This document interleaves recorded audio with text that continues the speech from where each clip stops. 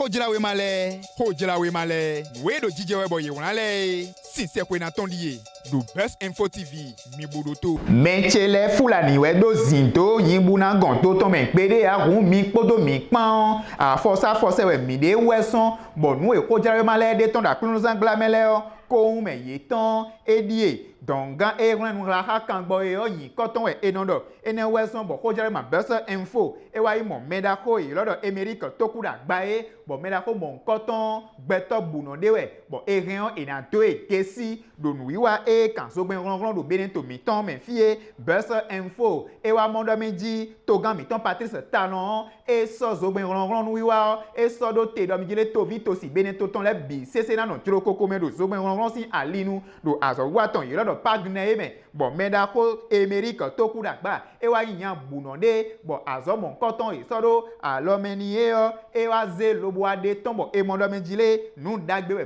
meda ko mon koton e to do blo we un ponde we meda ko America to ku da gba e do yin we bo ko jara ma e do bo le potentiel e do noan mon vie e yi sava e we do menjile ma ko so itro poro pokun si kuro na konji we pon gbere o un mere do to pon nu wiwa e yin mesi we ma pon meto e so do a kosu zo men si le kule a fo tanton godi e donen boy e do na blow yo to gan mi ton Patrice Talon do menjile a to ma huye pon gbere o do nu kun dagbe na do weson bo e so nu so do te bo ko jara ma le potentiel so nu mon koton bo so do te bo so do we ma tome libération wa ko mon koton di lo chobo les 4 vérités e do menjile azan e di we e na do e tokponde podo nu e me e na kan bi odo poropo e ton le pande yo do hunje do ye mesi we ma pon me to le dito e yo do syndicat le yo e do po ye me enele din so azan mon koton podo nu kan bi o me nu wa mon koton le bi sese pan ko e kan mesi we ma pon me to le do po dije minano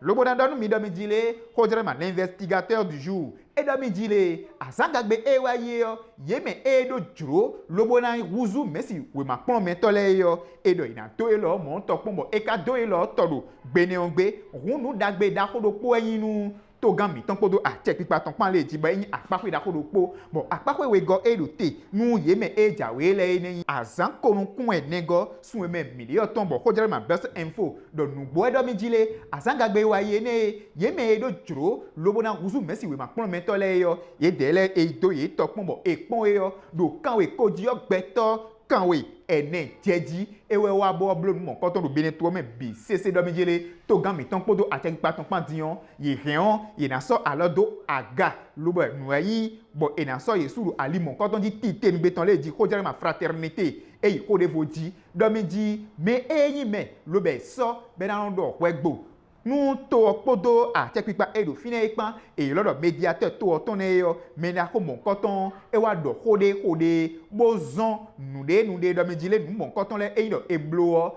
azo wi waten eyin akoso oton le tenten mele bi sese na junjon okwe jujo ji bo bene intelligent wa iko mon koton ji do jile meda ko Joseph Onyolon fun won do azo e wa do le kule afo afaton kwanton godi eton e yo ewe edo haton bozon do eneu lobo do kode bo ko mon koton le o e na todo tonu to eno dukan to eno pache eyin démocratie bo bene to mi ton me fie l'événement précis e wa iko di do mi jile Joseph Onyolon fun won e wa de nu de letin lobo do nu klo bo edeton bo emi kodo we ma emi ton me le telegram kawado nu kambi odo me jile e do nu e do tije do fine bo emi le do mumo we yo do meda ko Abraham zizino pe e jo asin poton do de men le gbasa don yo e wa jona idio Joseph Onyolon fun an teji nu eyin bo emi le yo emi kambi yo do Clécy Alidio Hojrema Nord Sud quotidien Libération Potentiel podo le matin pan ye dele yo ye wa deton do mi jile to gan mi ton podo a check pipa ton pan ye wa do linrin do mi ji magao nu eyin ati sisen mon koton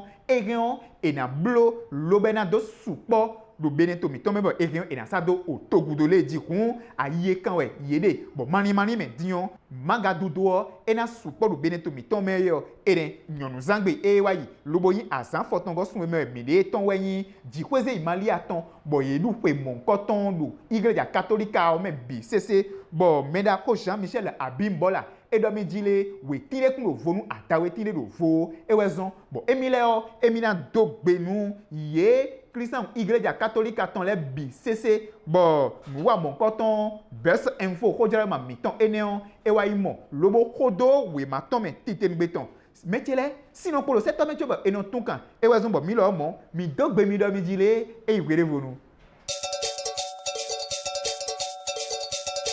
Hojela we male. We do DJ webo ye wunale. Since kwe na ton liye. Do Best Info TV.